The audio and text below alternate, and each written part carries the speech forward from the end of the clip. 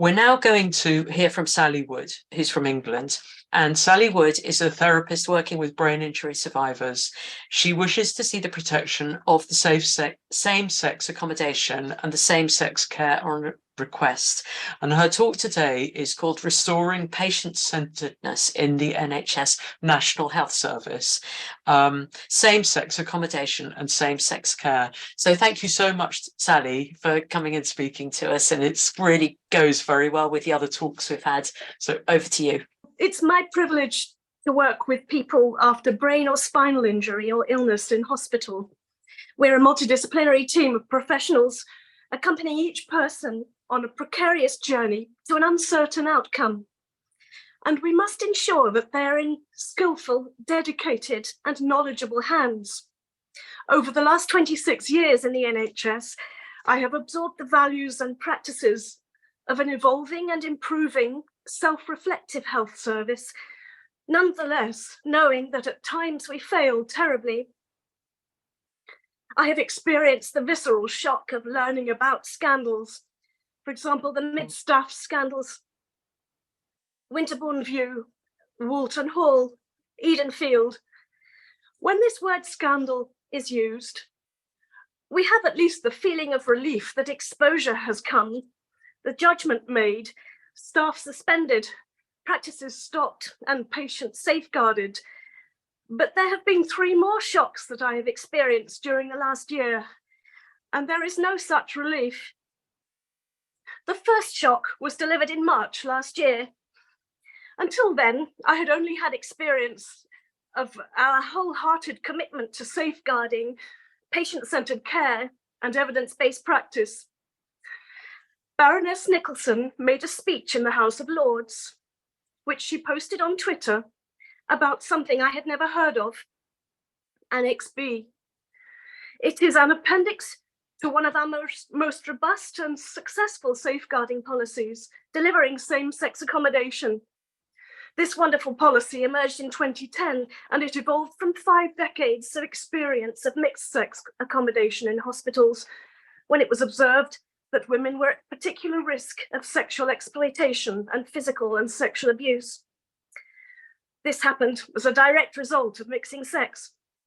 So the purpose of this policy is the protection of the privacy and dignity of men and women and the sexual safety of women in healthcare settings. It worked because there was universal support and there was a punishment for failure. We had to record any mixed sex breaches and we were fined a significant sum for each one. So it worked. I could see that the development of gender ideology was eroding rights to same-sex spaces throughout society for women and girls. But I believe that this policy, delivering same-sex accommodation, protected our patients against such erosion within the NHS. Yet unknown to Parliament or clinical staff, Annex B had been slipped into page 12. It completely disabled the main policy. It instructs us to suspend reality, dismiss the large body of evidence that goes before it, and exempts men and women who believe that they have a gender identity, which is at variance with their sex. Therefore, they identify as transgender. As we know, the trans umbrella is very wide, including not only those who propose to reassign their sex, a protected category under the Equality Act, but also those who self-identify as non-binary or gender fluid, or they might just cross-dress sometimes, or they might adopt one of many gender identities beyond male and female. This has far greater implications for women and girls. All men who state that they identify into a gender identity other than male must be given the choice of women's wards. They don't even have to say that they are trans women. Women's wards have now become gender neutralized by policy. I shall read from it.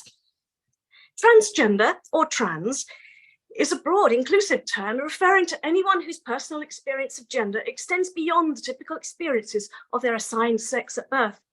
It includes those who identify as non-binary.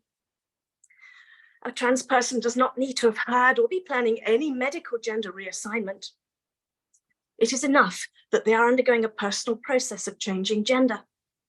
In addition, good practice requires that clinical responses be patient-centred, respectful and flexible towards all transgender people, whether they live continuously or temporarily in a gender role that doesn't conform to their natal sex.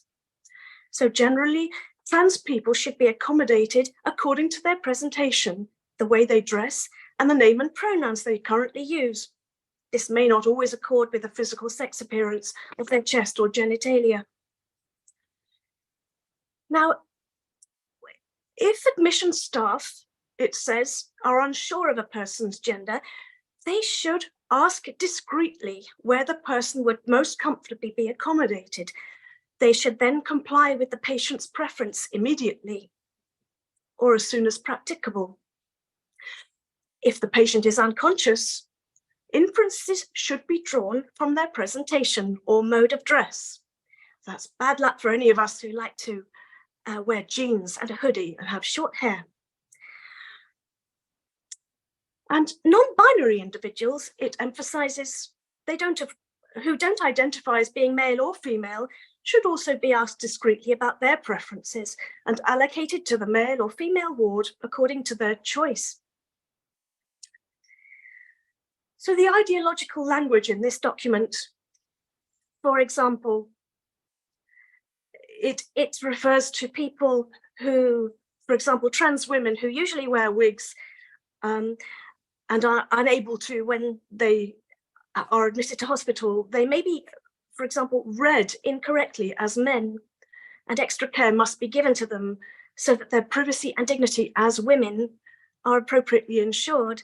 Now, this makes absolutely no sense to any clinician. It shows that an ideologue has written this policy. And the language contrasts with any other health policy. It tells us to disbelieve that men with a male physical appearance are men. They must be afforded extra care. It suggests, furthermore, that curtains and side rooms can be used to separate those who are very physically different from the sex that they are identifying as. This suggestion hasn't come from any clinician with experience of working on wards, because side rooms are to be allocated for those in clinical need for isolation. For example, if they are immune suppressed or if they are infectious to others. And curtains are a ridiculous and dangerous suggestion. Patients in hospital must be observable to staff, because behind a curtain, they can deteriorate or they can fall out of sight. They don't offer true privacy, and in fact, can protect the privacy of an abuser. And this happened on a ward in Ireland. A multiply injured girl of 17 was accommodated with 3 men, and the curtains were drawn around her. She couldn't use the call bell because of her injuries. Overnight, she was sexually abused, and that curtain provided privacy to the predator. She wanted to leave hospital immediately, of course, and such policies will lead to women self-excluding. So in all, NHS England is instructing its staff to ignore its own policy, its own evidence, to accommodate men alongside women against those women's informed consent. We are expected to believe that the physical reality of sex is superseded by a feeling of gender, that sex no longer exists as a reality or a risk. Why? Who decided that gender was more important than sex? In Annex B, the word woman, her needs, her consent, her wishes evaporate. Women have become furniture, inanimate accessories to the female environment requested by a trans-identified man. Now, some trusts did consider women. What if they stop behaving as obediently as furniture and they express an objection? NHS Glasgow and Clyde and NHS Arran and Ayrshire in Scotland developed training for staff in the face of such vocal women. They instruct them to, number 1, lie. I quote, reiterate that this is indeed a female ward, that there are no men present. Number 2, threaten to disrupt her care. The woman may be moved. Number 3, shame her. So the the staff are instructed to tell the woman that this is harassment, like racism and homophobia. As E.D. Wyatt wrote last year, the use of shame to erode women's boundaries is rape culture. The word transphobe is just another shame word to erode women's sexual boundaries and give males access to vulnerable women.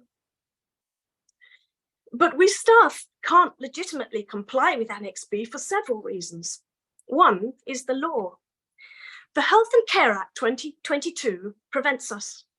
In 2015, the excoriating evidence from the Francis inquiry into the mid-staff scandal of neglect led to the introduction of new fundamental standards. And these standards uphold quality, safety, and honesty, below which your care must never fall. If we fail, regulatory action by the CQC or prosecution could result. And they include person-centered care. You must have care or treatment that is tailored to you and meets your needs and preferences.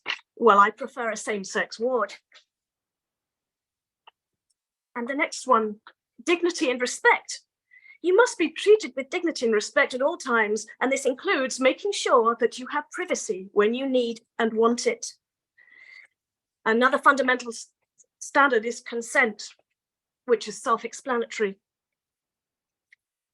Other standards which are relevant here are safety of treatment, safeguarding from abuse, and the duty of candor, which means that if there is a problem, a complaint, a failure, we must investigate it, or we must investigate it with honesty. So imagine a situation where there has been an assault or a loss of privacy or dignity. How can the staff investigate a problem that they're being told is not a problem, that there are no men here? Another standard is staffing, and we are required to have enough staff and for those staff to be appropriately trained to be suitable for that job role. So it cannot be possible that we can ever say that there are not enough women to provide same-sex care, which we will go to later. Now, so the NHS, England's policy is ordering us to ignore the standards that were written especially for us after one of the worst NHS scandals in history. Another very important law is the Mental Capacity Act that was written in 2005. It immediately moves to give extra protection to patients who lack the capacity to make their own decisions. We, the team, have to ensure that each decision that we make on their behalf is truly in their best interests, based on the evidence available at the time and based on what we know of the patient's wishes. A best interest assessor will be scrutinising our care and decision-making, and if we fail in our duty, we will be referred to the judgment of the Court of Protection. This is very serious. So a decision to bring a man into a female bay with 3 other women is not a best interest decision. And it could not be defended in court. It is quite the opposite. It immediately causes a loss of privacy and dignity, and it raises the risk of sexual offences against her. So this means that the bay must be preserved as same-sex, because at any time, any one of those 3 women might lose capacity, or such a non-capacitous woman may be admitted into an empty bed. Now, what about sexual safety in hospitals? This is the reason for the same-sex wards policy. In 2018, the CQC confirmed over a 3-month period in psychiatric wards that 1,120 unwanted sexual incidents occurred over 3 months. And the FOIs that we've seen show that this problem is far greater in mental health units. One casualty is this young woman, Gaia Pope. So Gaia was raped at the age of 16, developed mental health difficulties. She was admitted to a mental health ward, I think at the age of 18 or 19. And she was sexually abused. It was a mixed sex psychiatric ward. She complained, but nothing was done.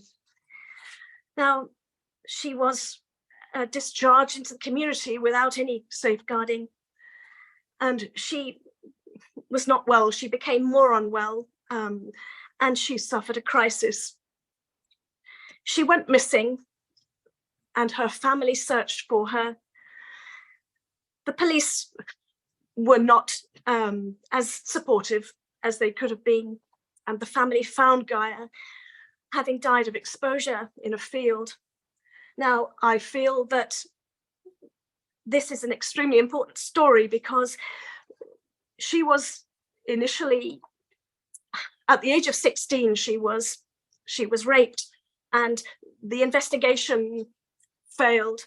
They knew who the assailant was, but he was not convicted. He was convicted later for similar offences, but not for the one against her. And when she was brought into hospital, she should have been safeguarded. And had she been treated with patient-centred care, she would not have been placed on a mixed-sex ward, and her complaint would not have been ignored.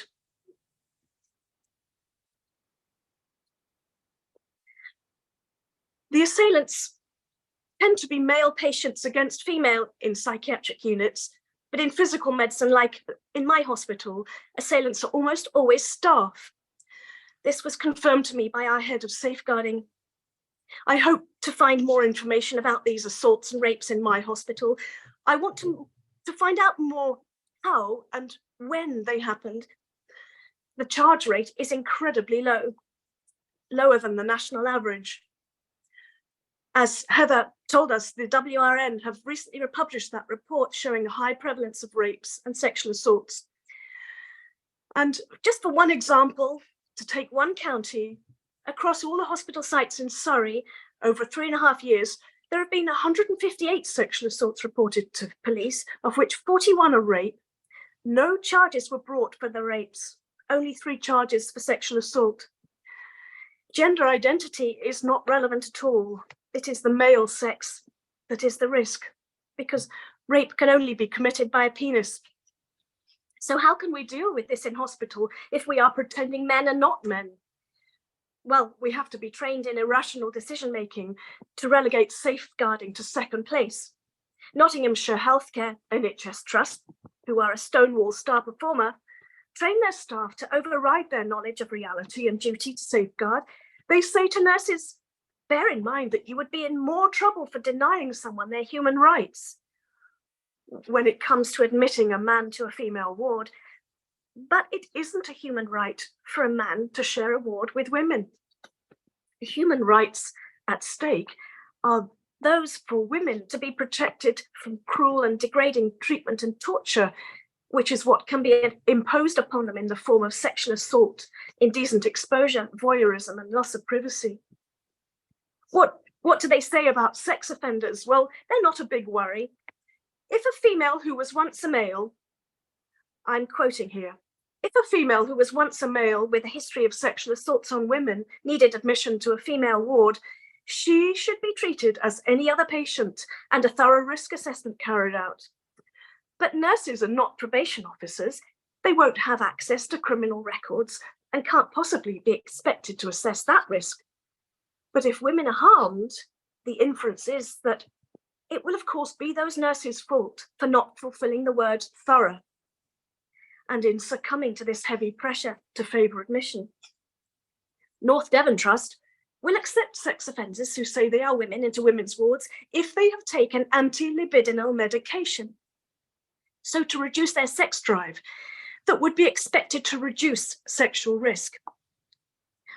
What do they mean by expect, and on what evidence?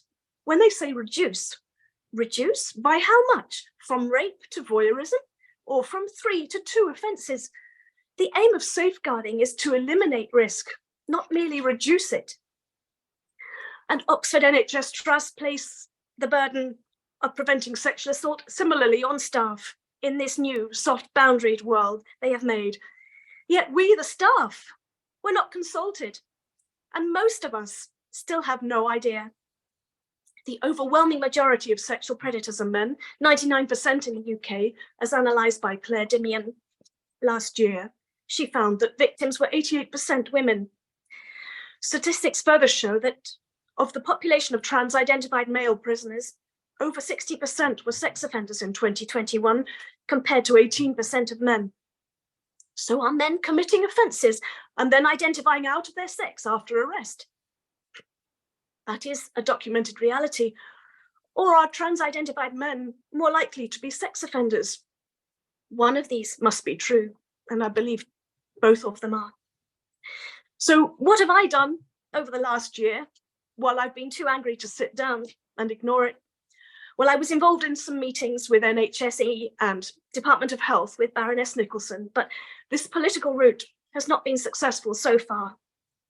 I'm now working within my own hospital trust to challenge and change policy, I hope.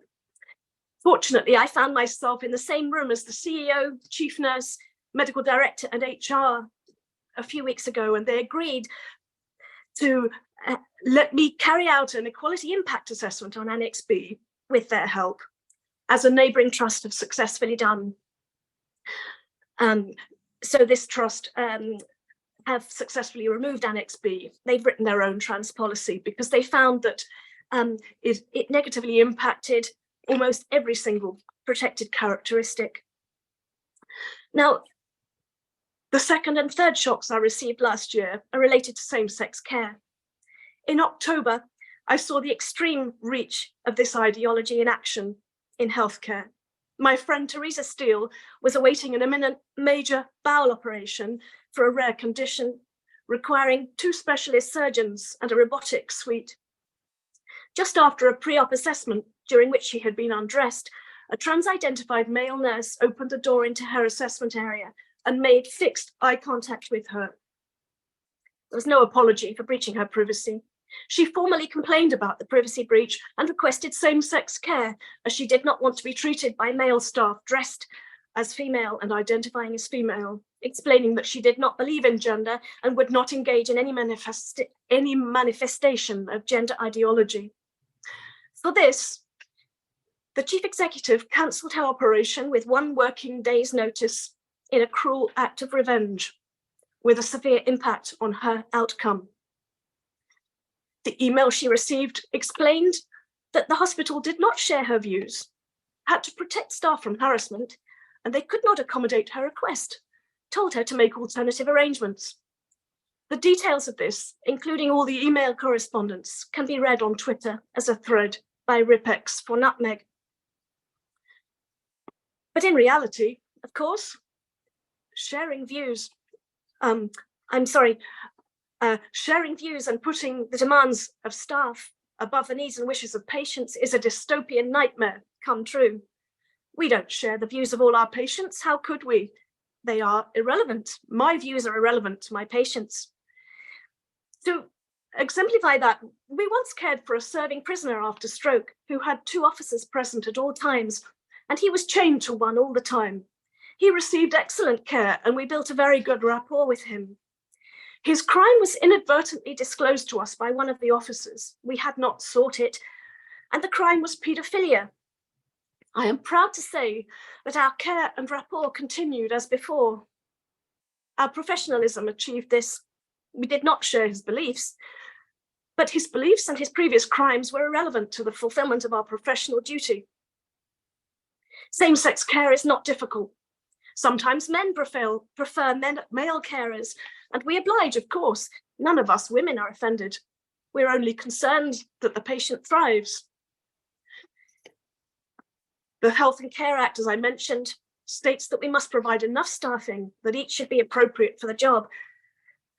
So for a hospital to state that there are not enough women to provide same-sex care for women cannot be defended. Most carers are women. If you need more, pay more, employ more. It has gradually dawned on me since that same-sex care is another fundamental right that has been given away, and this is the third shock. When I finally read the details of Annex B that evening last March, I didn't feel anger then, I felt shame. This was a betrayal of women, the most vulnerable women in our society. and the bodies of 3 women in one bay where I had been working that day flooded my mind. Anna, a 21-year-old student whose spinal bleed had caused quadriplegia. She could speak, but she couldn't press the call bell. She couldn't control her body temperature and needed to wear very light clothing. She was Muslim. Her parents were too far away to visit. Her partner had ended their relationship with her admission, so she was homeless and had no visitors. She had very painful periods. Physically and psychologically, she had a very difficult journey ahead. She had the right to privacy, consent, choice, the dignity of a same-sex environment, and she chose same-sex care too. Language throughout healthcare has been changed to prefer gender over sex. So parents of profoundly disabled children are no longer able to vouchsafe same-sex care for them. This week, a disabled woman, Henrietta Freeman, who has consented to me relating to this story, has been abused on Twitter for her defense of same-sex care for herself and all disabled people who choose it. Who has attacked her? Trans-identified men, in particular Frida Wallace, who works in an NHS trust in patient transport. He posts photos of himself in BDSM poses and in the bath, referring to his genitals as the crown jewels. He condemns Henrietta's position as inherently wicked, offensive, and dangerous to trans ID men, and warns others that she is a danger to trans people. She simply states that she wishes to exclude men from giving her care. It's nothing to do with transness. Her disabilities are severe. She's paralyzed from the shoulders down with arm weakness, and she is nonverbal. She is most certainly the vulnerable party in a care situation. The key to enter her home is kept in a key box outside for the care agency to use. This care agency refused to guarantee all women care. In what world can this be possible? You cannot guarantee that the person evacuating my bowel, changing my tampon, washing my private parts is not a woman. This should be the easiest promise to uphold. What kind of men would fight for the opportunity to touch women's bodies against their consent? I tweeted legislation that I'd mentioned here in support of Henrietta's position. And from his sock account, Frida tweeted me, informing me that he knows where I work, and he does. Someone has contacted him, evidently, who recognizes the window of the hospital pool, which I posted a picture of. What kind of man reaches out to a woman defending legally protected choices in healthcare to tell her he knows where she is, that he works in the same building? It is the kind of man who feels entitled to violate this woman's space, to exert power over her, to shut her up and erase her autonomy. I believe these men are sociopaths, unable to feel empathy, like those convicted recently from Walton Hall, the wrong people to have in healthcare. Frida has been suspended from this NHS job, and his supporters and he demonstrate why we cannot allow men to lie about sex and direct our care. Consent, like sex, is immutable in law. How on earth did consent fall victim to gender ideology? We will defend the rights and boundaries of our patients and strive for patient-centered care as we always have, and we must strengthen them into the future so that they never again become disposed of in the face of a malignant ideology. Thank you very much for listening.